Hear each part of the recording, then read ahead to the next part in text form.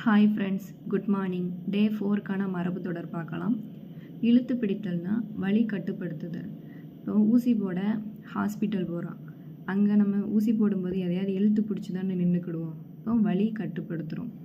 Second one இறை மீட்டல், அசை வெட்டல். ஆட்டுக்குட்டியெல்லாம் நல்லா சாப்பிட்டு இறையை உள்ளே வச்சுக்கிடும். அதுக்கப்புறம் கொஞ்சம் நேரம் கழிச்சு தான் அசைப்படும். அது மாதிரி தான் இது இறை மீட்டல், அசை வெட்டல். 3 இழுக்க பறிக்க, பற்றாக்குறை. ஒரு பொருள் பற்றாக்குறையாக இருக்குதுன்னு தெரியுது. அப்போ நம்ம அதை என்ன செய்வோம்? இழுக்க பறிக்க தானே பார்ப்போம். 4th இருதலை மணியன், குரலே சொல்வோம். குரலே சொல்வோன்னா இங்கே பொய் பேசுகிறவன்னு அர்த்தம். ஆனால் மணியன் குரல் நல்லா சொல்லுவான் அப்படின்னு ஞாபகம் வச்சுக்கணும். இனிப்பு காட்டல்னா அவா உண்டாக்குதல். அவானா ஆசை. அந்த ஆசையை யார் உண்டாக்குனா நம்ம பக்கத்தில் இருக்கவங்க இவன் தான் அப்படின்னு சொல்லி காட்டுவோமா, அதான் இனிப்பு காட்டல்னா அவா உண்டாக்குதல். இனிப்பு தட்டல் அப்படின்னா ஆசை உண்டாக்குதல். இனிப்பை கொண்டு வந்து தட்டில் வச்சா நம்ம ஆசை என்ன ஆகும்? உண்டாகும்.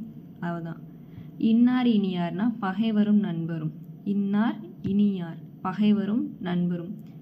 ஈவு சோர்வுனா சமயா சமயம். எப்போவுமே நம்ம ஆக்டிவாக இருக்க மாட்டோம்ல, கொஞ்சம் சமயம் என்ன செய்வோம்னா சோர்வாயிருவோம். உத்ராட்ச பூனை அப்படின்னா சாது போல தோற்றம் கொண்டவன் தீயம். உத்ராட்ச அந்த இதெல்லாம் போட்டிருந்தா அவங்க அமைதியானவங்கலாம் கிடையாது.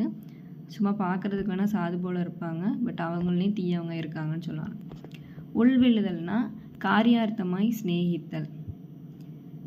உளுந்தாச்சு அப்போ சிநேகிக்காங்க, அவ்வளோதான். காரியார்த்தமாய் சிநேகித்தல். உள் விழுத்துதல் அப்படின்னா நட்பாக்கி வசப்படுத்துதல். இதில் நம்ம உள் விழுதலை ஞாபகம் வச்சுக்கிட்டோம்னா உள் விழுத்துதல் போட்டுருவோம். ரெண்டுமே ஃப்ரெண்ட்ஷிப்புங்கிறத மட்டும்தான் பேசுது. ஸோ நட்பாக்கி வசப்படுத்துதல். இன்றைக்கி உங்களுக்கான ஒரு கொஸ்டின், இழுக்க பறிக்க கமெண்டில் ஆன்சர் பண்ணுங்கள்.